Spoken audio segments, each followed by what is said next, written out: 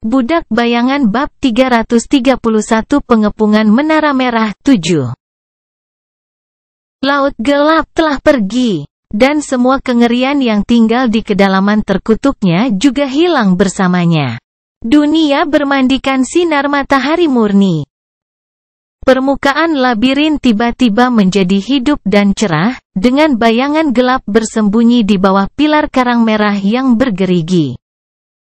Matahari putih yang ganas membakar di atas Crimson Spire, seolah membeku di tengah langit. Sunni bahkan harus menutup matanya selama beberapa detik. Berbaring di tanah, dia membiarkan dirinya beristirahat sejenak. Tawa pendek keluar dari bibirnya. Aku benar-benar melakukannya, bicara tentang peristiwa yang tidak mungkin.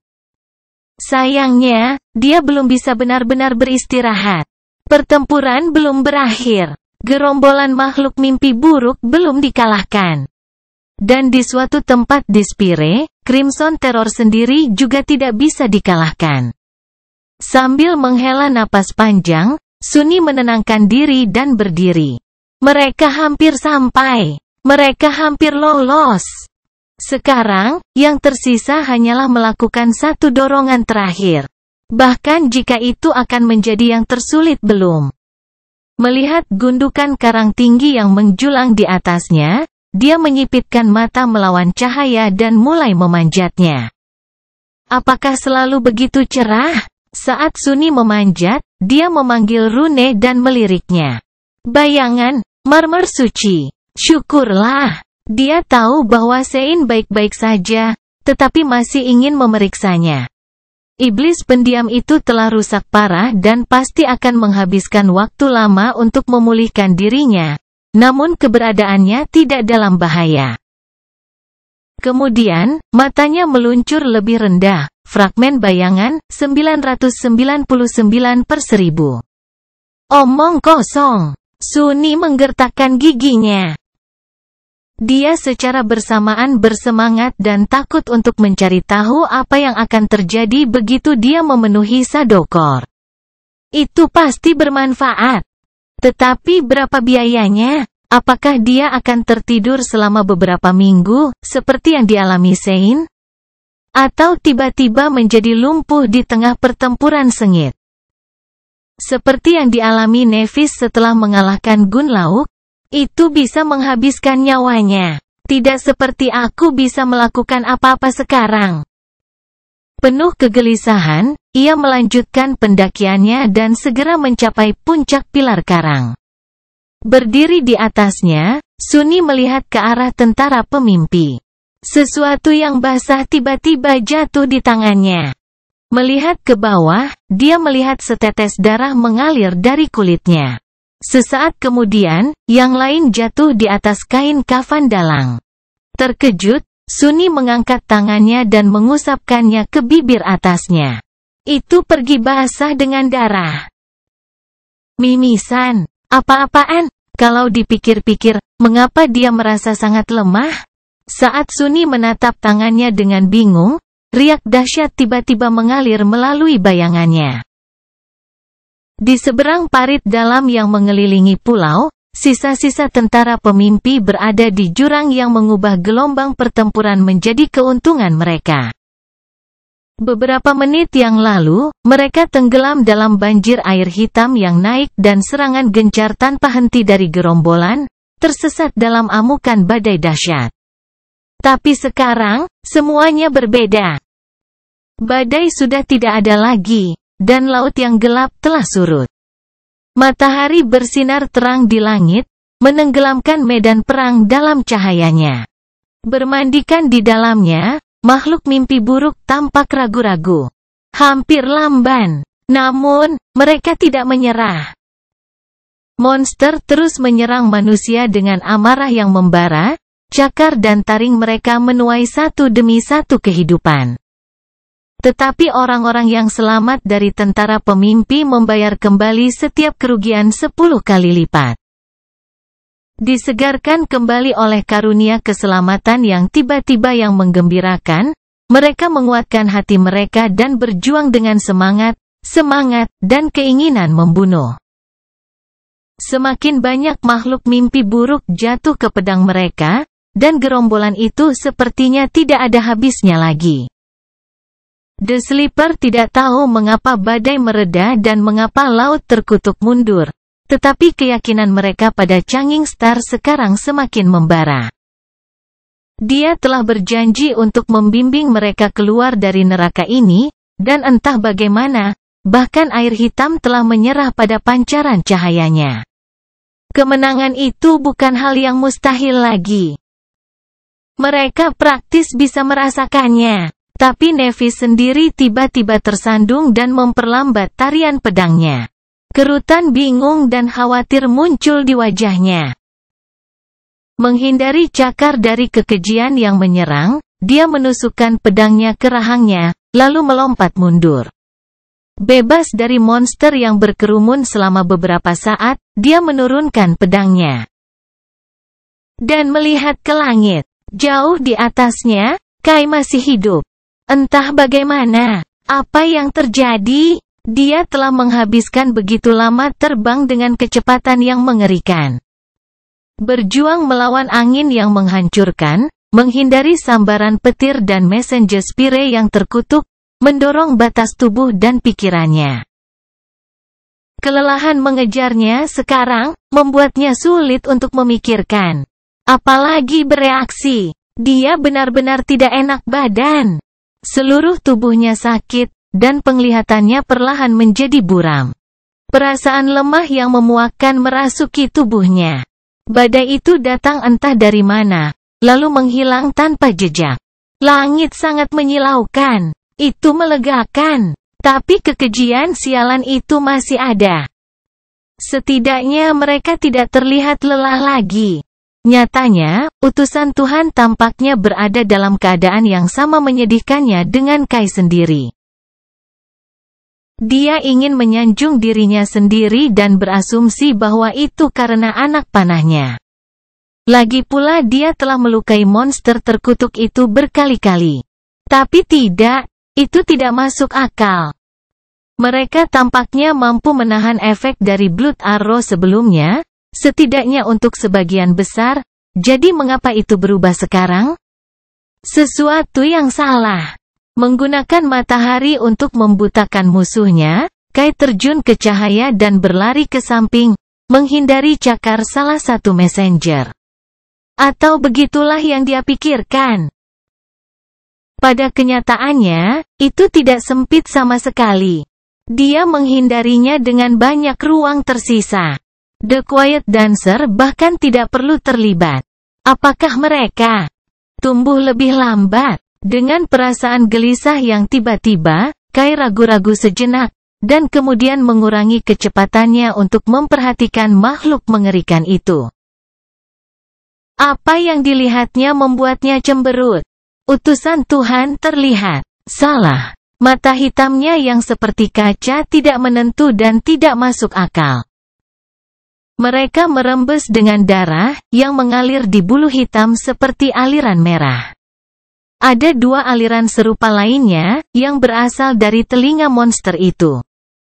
Otot-otot tubuh pucatnya kejang, menggelinding di bawah kulit putihnya seperti cacing panik. Saat Kai memperhatikan, utusan Tuhan itu tiba-tiba membuka paruhnya sambil berteriak tanpa suara. Sesaat kemudian, semburan darah menyembur keluar dan tertiup angin seperti kabut merah. Kemudian, makhluk itu tersentak untuk terakhir kalinya dan kehilangan kendali atas sayapnya.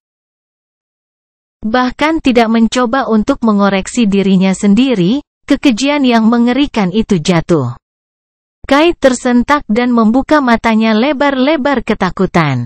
The Spire Messenger sudah mati. Shadow Slave Bab 332 Pengepungan Crimson Spire 8. Sunni bergoyang sedikit, lalu menatap bayangannya. Bayangan itu tampak kesakitan. Itu merosot, mencengkeram dadanya dengan satu tangan dan melambai padanya dengan tangan lainnya. Ketika menyadari bahwa Sunni sedang menatapnya, dia dengan putus asa menunjuk ke dirinya sendiri. Apa yang orang ini coba katakan? Apakah dia mengalami serangan jantung? Tidak, tentu saja tidak. Itu akan konyol. Bayangan tidak memiliki hati. Lalu, apa yang ditunjuknya? Sunni merengut. Bayangan itu adalah bayangannya. Jadi mungkin itu tidak menunjuk ke hatinya sendiri, tapi ke hatinya. Tapi hatinya terasa baik-baik saja. Apalagi yang bisa ditunjukkan? Tiba-tiba, matanya melebar. Inti jiwa. Inti jiwa biasanya tumpang tindih dengan hati manusia. Dengan gemetar, Sunni terjun ke laut jiwa. Alih-alih kedamaian dan ketenangan yang biasa, dia bertemu dengan kekacauan yang tidak menyenangkan. Perairan gelap yang selalu tenang dan tenang kini gelisah dan bergejolak. Mereka beriak dan melonjak, seolah-olah di bawah serangan angin yang tak terlihat. Di atas, bola cahaya yang mewakili kenangannya berkilauan dan berkedip, seolah akan padam. Matahari hitam dari Sadokor bergetar. Dia hampir bisa melihat retakan kecil muncul di permukaan transparannya. Hanya bayangan sunyi yang masih sama sekali tidak terganggu oleh bencana yang mendekat. Mereka berdiri tanpa bergerak, menatapnya tanpa ekspresi di wajah mereka yang hitam dan tak bernyawa. Sunni tidak memperhatikan mereka dan menatap Sadokor dengan mata terbelalak, tercengang. Kerusakan jiwa. Saya menerima kerusakan jiwa. Dia berada di bawah pengaruh serangan jiwa terus-menerus. Melarikan diri dari lautan yang tidak tenang dengan panik, Sunni menyeka darah dari wajahnya dan melihat sekeliling dengan ekspresi muram. Dia bahkan lebih pucat dari biasanya. Apa yang menyerangku? Setelah beberapa saat, dia tiba-tiba menggigil, terpana oleh wahyu yang mengerikan. Dan kemudian melihat ke atas, ke cakram matahari yang menyilaukan. Dia tidak salah. Cahayanya memang jauh lebih terang dari sebelumnya. Langit pantai yang terlupakan, yang selalu berwarna abu-abu, kini hampir putih, penuh dengan panas dan pancaran tanpa ampun. Tampaknya seseorang telah menghapus kenyataan itu sendiri, tidak meninggalkan apapun kecuali kehampaan putih yang tak berujung. Dengan setiap detik, itu semakin pijar. Matahari. Sumber serangan jiwa bukanlah makhluk mimpi buruk. Itu adalah sinar matahari itu sendiri. Dimanapun itu tercapai, jiwa makhluk hidup perlahan-lahan terkikis dan hancur. Dan karena matahari sekarang berada tepat di atas mereka, pada tengah hari, hampir tidak ada tempat yang tidak bisa dijangkaunya. Tidak ada jalan keluar darinya. Kecuali berbalik, Sunni menatap gerbang Crimson Spire yang terbuka. Di belakang mereka, kegelapan yang menyambut menjanjikan keteduhan dan keamanan. Ini adalah satu-satunya tempat di mana dia bisa bersembunyi dari matahari yang memusnahkan. Tentara. Berputar, dia mengintip ke seberang parit. Di luar sana di medan perang, Nikmah Creatures telah menghentikan serangan gencar tanpa akhir mereka. Sekarang, mereka tersandung dan terhuyung-huyung, seolah-olah mabuk. Banyak yang sudah jatuh ke tanah, darah mengalir dari lubangnya. Jiwa mereka telah dihancurkan, dan mereka mati. Prajurit yang masih hidup dari tentara pemimpi menatap mereka dengan bingung, sosok mereka yang jauh penuh dengan kelegaan dan kebingungan. Sunni ingin berteriak, memperingatkan mereka tentang bahaya mengerikan yang mereka hadapi, tetapi tahu bahwa dia terlalu jauh untuk didengar siapapun. Dari gundukan karang tinggi tempat dia berdiri, dia bisa melihat sosok anggun bersinar di tengah-tengah mereka. Dia tahu bahwa Nevis pasti sudah mengetahui apa yang sedang terjadi sekarang. Tapi dia tidak tahu bahwa gerbang puncak menara terbuka. Pikirkan. Sunni bertahan selama beberapa detik, lalu mengangkat tangannya. Sesaat kemudian, dering lonceng perak yang jelas menyebar ke seluruh labirin, menggelinding di atas sisa-sisa tentara pemimpi. Jauh di medan perang, Nephis berputar dan melihat ke arahnya. Ayo, ayo, Neph. Sunni membunyikan lonceng perak lagi dan melambaikan tangannya di udara. Namun, tidak perlu. Changing Star sudah bergerak, menusukkan pedangnya ke arah Spire. Pada saat berikutnya, tentara pemimpi menerjang ke depan. Orang-orang yang tertidur berlari dengan semua kecepatan yang bisa mereka kerahkan, mengikuti perintah lady mereka. Ya, tunggu. Apa yang dia lakukan? Nephis sendiri tidak mengikuti tentaranya. Sebaliknya, dia berbalik dan berlari ke arah yang berlawanan. Ke tiang karang yang jauh yang mereka tinggalkan di awal kekacauan ini. Jantung Sunni berdegup kencang saat menyadari Sunni akan kembali untuk Cassie. Tapi tidak ada yang bisa dia lakukan untuk membantu, tidak lagi. Semoga beruntung. Melompat turun dari gundukan, dia berguling di tanah dan berlari menuju kegelapan ambang pintu Spire tanpa menoleh ke belakang. Namun, sebelum Sunni bisa mencapainya, dia melihat sesuatu jatuh dari langit. Apa yang? Sesosok manusia yang compang camping menabrak karang merah dan berguling beberapa kali sebelum berhenti, lalu diam. Sunni berlari ke arahnya, dengan cepat mengenali warna cerah baju Zirah Kai. Yang membuatnya lega, pemuda menawan itu masih hidup, meski nyaris tidak sadar. Rapier yang anggun dengan cemas melesat di udara di sekelilingnya, baja bilahnya suram dan tanpa kilau yang biasa. Keduanya pasti berada tinggi di langit ketika penghapusan jiwa telah dimulai, lebih dekat ke sumbernya, dan lebih menderita daripada mereka yang ada di tanah. Tidak membuang waktu, Sunni mencengkeram kerah Kai dan menyeretnya ke gerbang Spire yang terbuka. Penari pendiam mengikuti. Segera, mereka bertiga mencapai perbatasan antara terang dan gelap. Tanpa ragu sedikit pun, Sunni terjun ke tempat teduh yang sejuk, mengambil beberapa langkah untuk masuk lebih dalam ke tempat berlindungnya, dan jatuh ke tanah. Baru sekarang, terlindung dari sinar matahari yang memusnahkan oleh masa padat menara kuno, dia menyadari betapa mengerikan kondisinya. Tapi tidak lagi. Jiwanya akhirnya damai sekali lagi, luka apapun yang dialaminya sudah sembuh. Kai juga masih hidup. Bajingan yang beruntung. Syukurlah. Maksudku si bodoh itu berutang banyak padaku sekarang.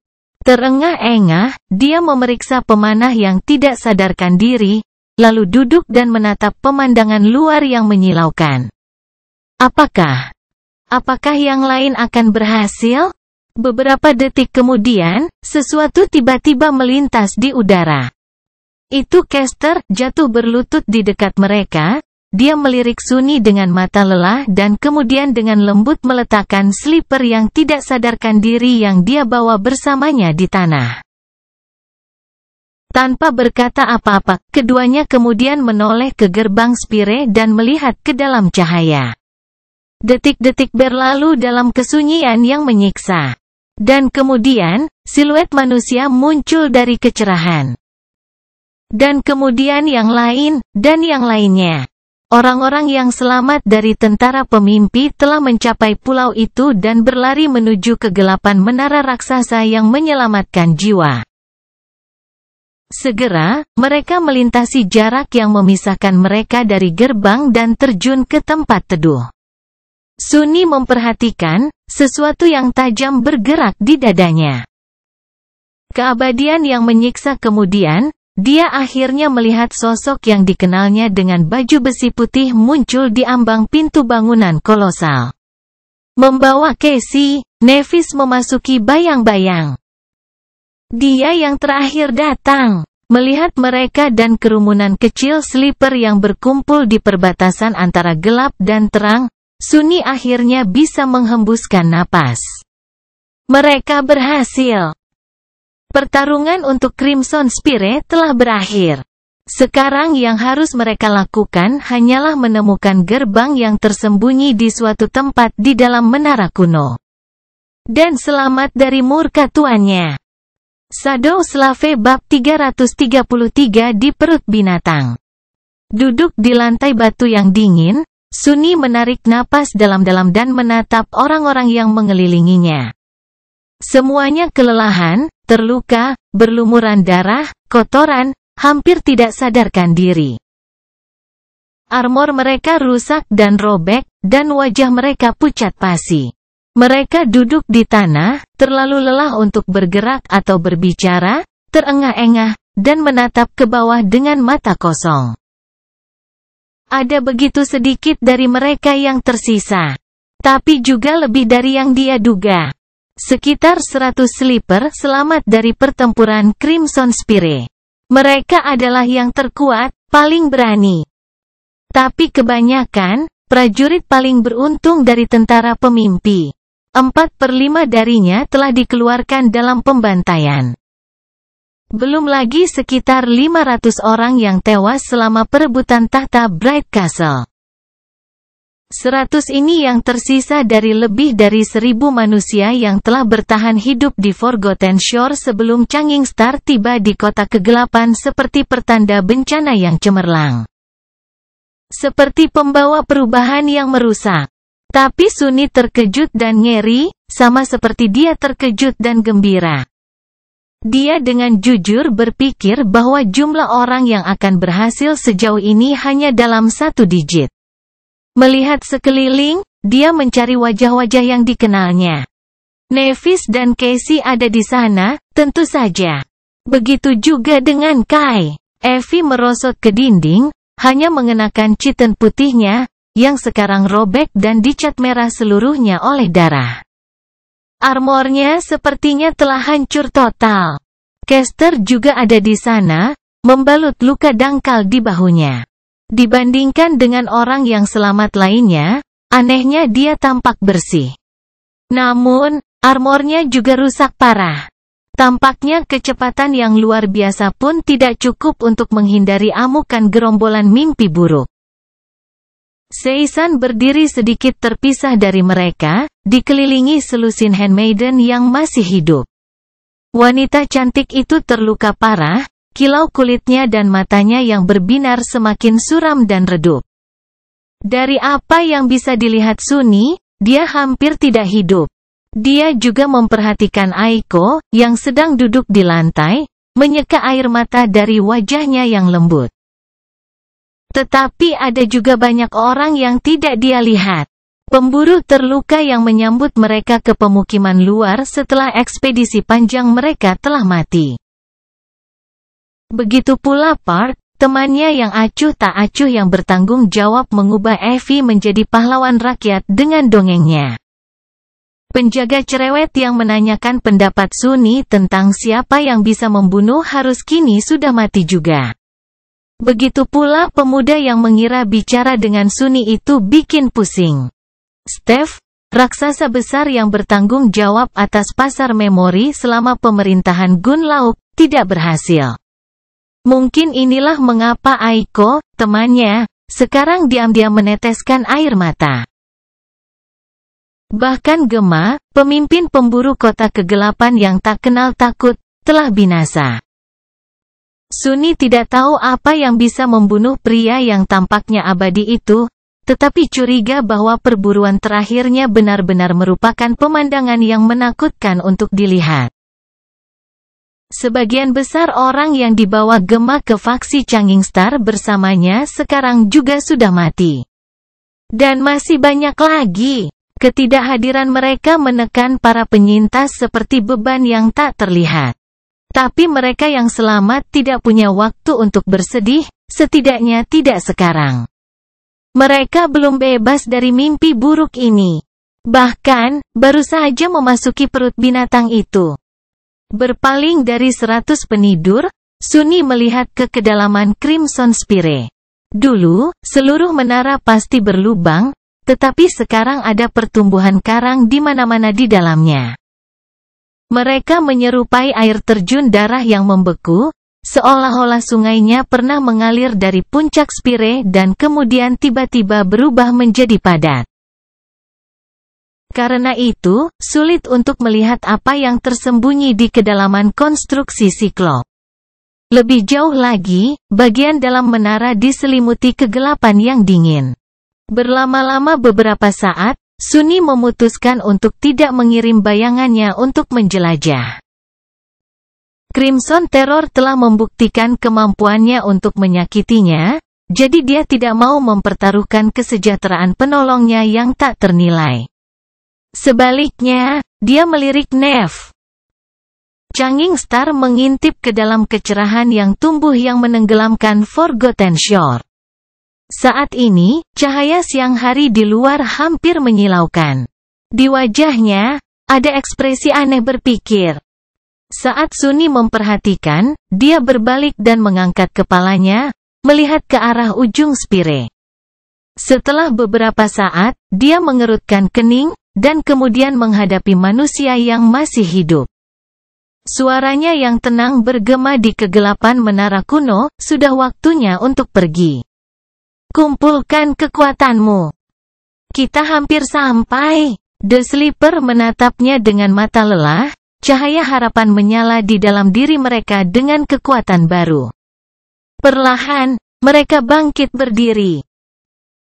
Mereka yang relatif baik mendukung mereka yang terluka parah. Mereka yang kehilangan kesadaran digendong oleh teman-teman mereka atau sesama prajurit. Segera, prosesi manusia menuju lebih dalam ke Spire. Nevis sedang berjalan di depan, memegang tangan Cassie.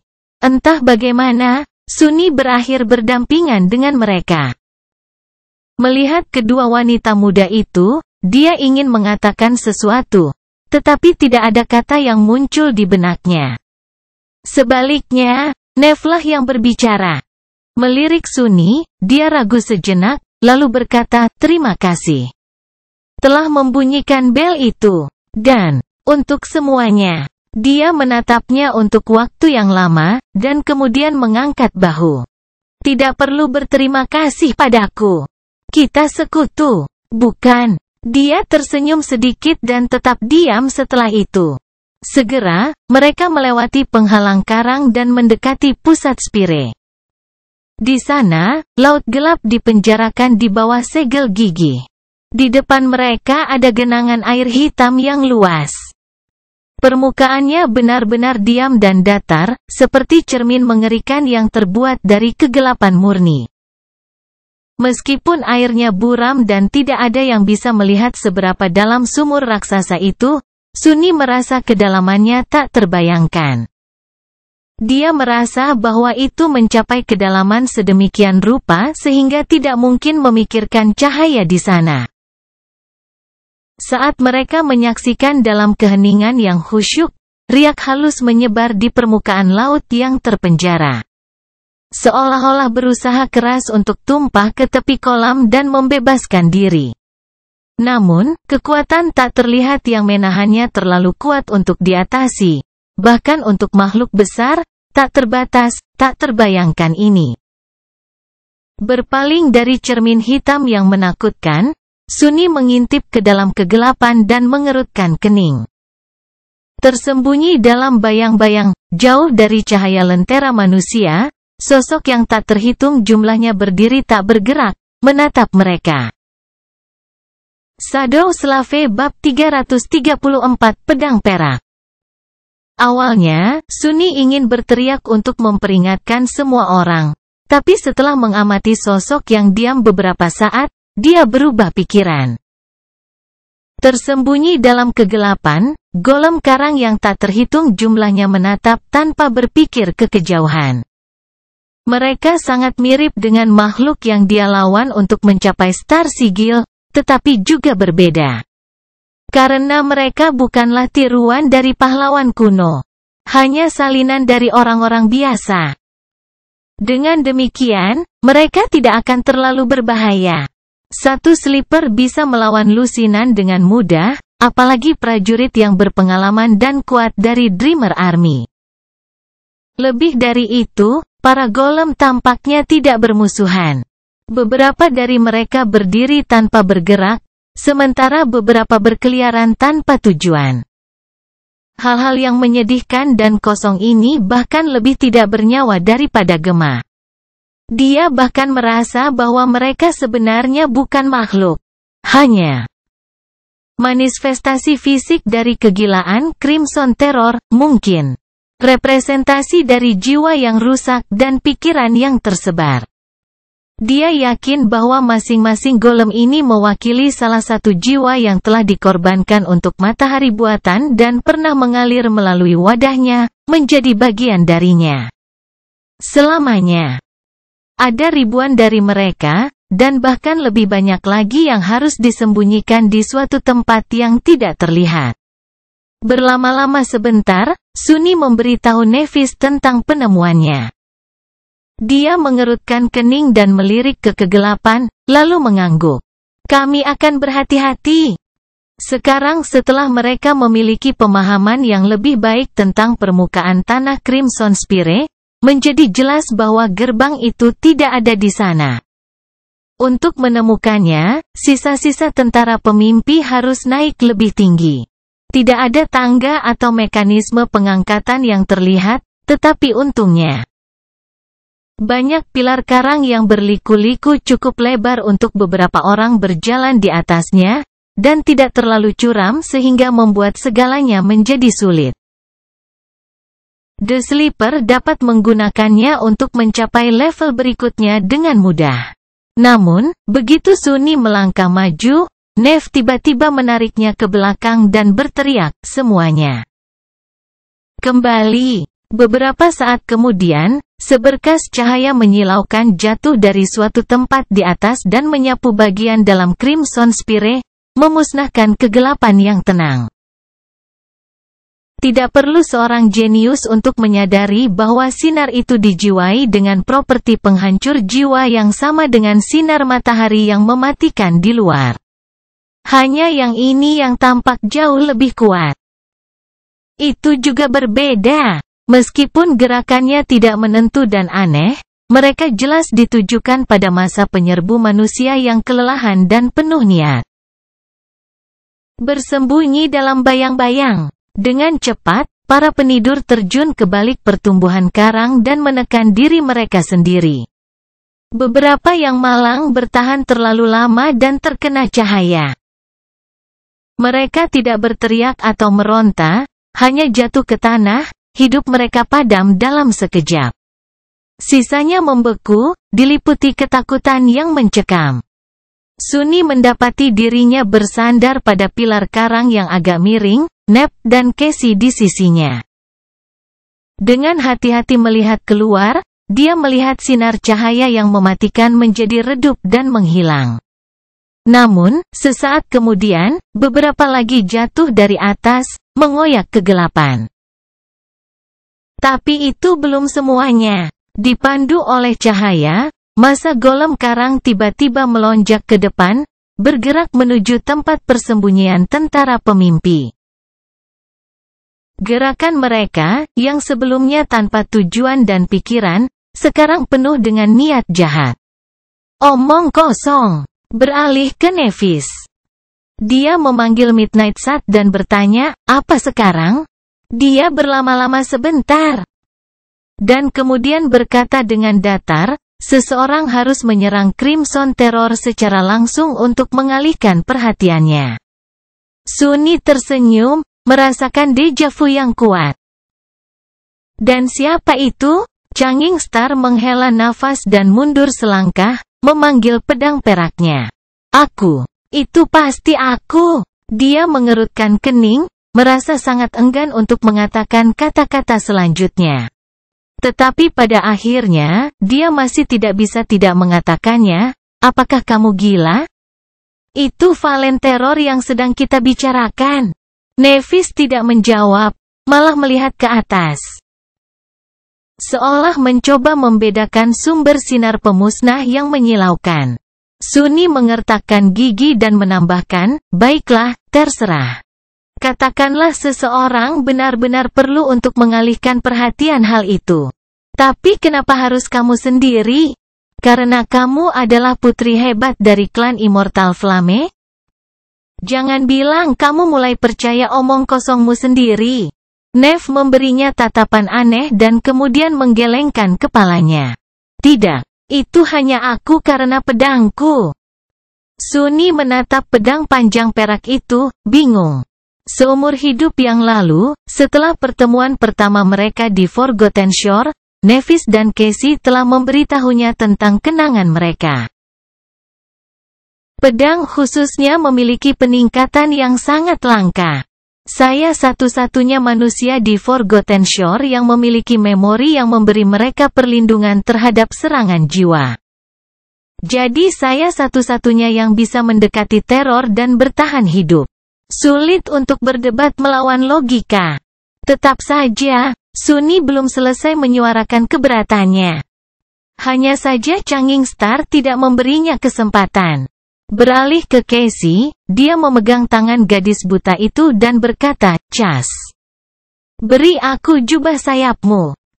Beberapa detik kemudian, kain transparan Darkwing muncul di bahunya. Tanpa membuang waktu, dia kemudian menatap Sunny. "Begitu aku pergi, pimpin orang-orang ke gerbang. Pastikan semua orang kabur." Dengan itu, Nevis menekuk lututnya, lalu melompat sekuat tenaga. Didukung oleh jubah sihir, dia melesat dengan kecepatan tinggi, lalu mendorong dirinya dari tiang koral dan terbang ke dalam kegelapan. Sinar cahaya menyapu ke arahnya. Tetapi Changing Star entah bagaimana berhasil menghindarinya, menabrak pertumbuhan karang lain, dan meluncurkan dirinya sendiri sesaat sebelum seberkas cahaya pemusnah mencapainya. Dengan sebagian besar sinar sekarang mengejar Nevis saat dia melompat dari satu pilar karang ke pilar lainnya, naik semakin tinggi, tentara pemimpi dapat sekali lagi bergerak.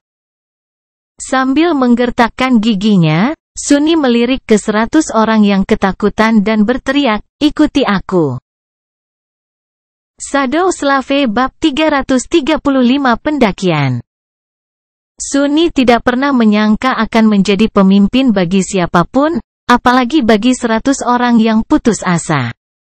Tapi sekarang, itulah situasi yang dia alami. Untuk menambah penghinaan pada cedera, dia benar-benar orang terbaik untuk pekerjaan itu. Bukan karena kualitas kepemimpinan apapun, tetapi hanya karena dia bisa melihat dalam kegelapan.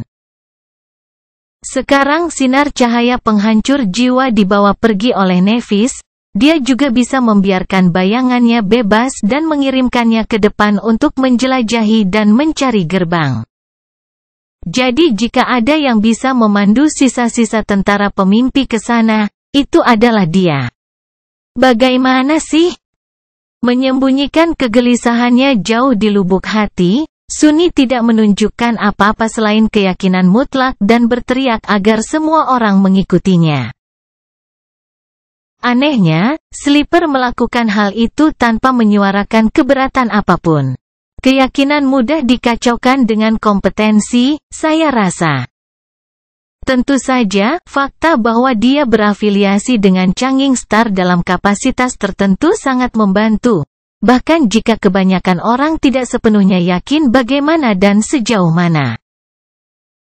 Sambil menggandeng tangan Casey, Sunny melompat keluar dari persembunyiannya dan berlari menuju akar karang spiral lebar yang menjulang tinggi ke dalam kegelapan di atas. Dia bisa mendengar suara langkah kaki mengikutinya dari belakang. Tentara pemimpi bergerak sekali lagi.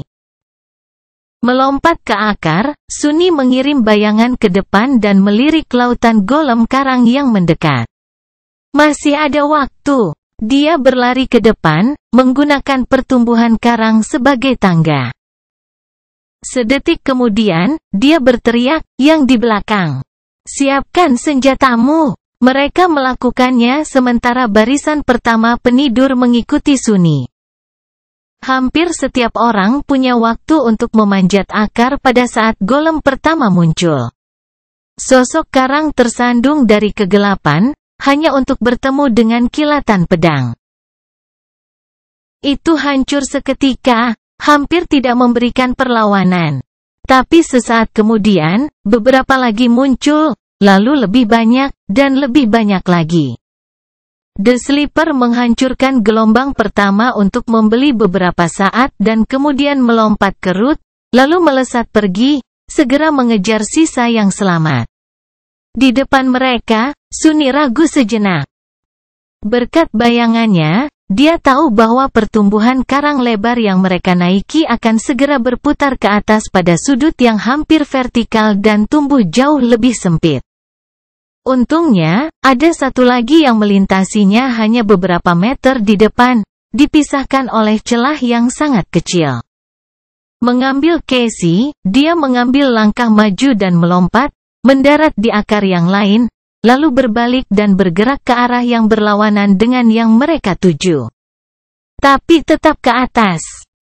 Di belakangnya, Sleeper mengulangi lompatannya. Dan di bawah, gelombang golem sudah memanjat akar yang berliku untuk mengejar mereka. Brengsek. Saya kira mereka bisa memanjat.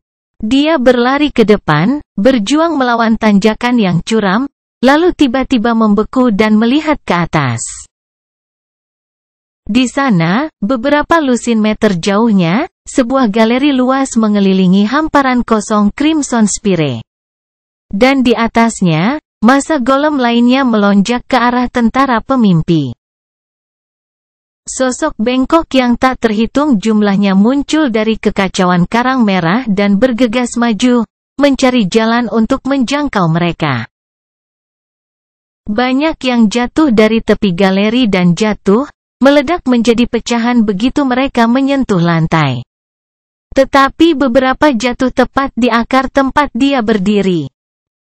Sambil menggertakkan giginya, Sunny menoleh ke belakang dan melihat sosok tinggi yang familiar di dekatnya. Evie menatapnya lelah dan memaksakan senyum. Apa sekarang?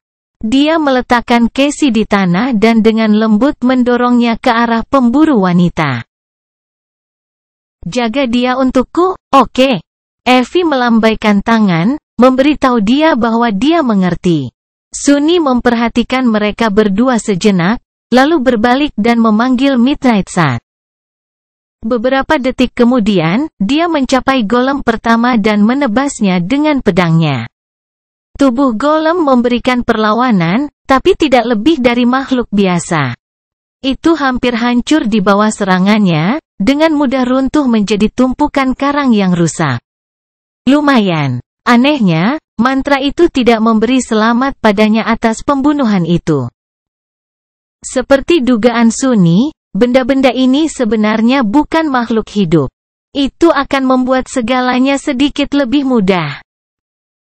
Berlari melewati konstruksi yang hancur, Sunny segera mendekati yang lain dan mendorongnya dari akar dengan satu serangan gagang Midnight Sun. Golem itu tidak terlalu berbahaya. Setidaknya tidak dalam jumlah kecil. Dia memimpin tentara pemimpi maju, mendaki semakin tinggi.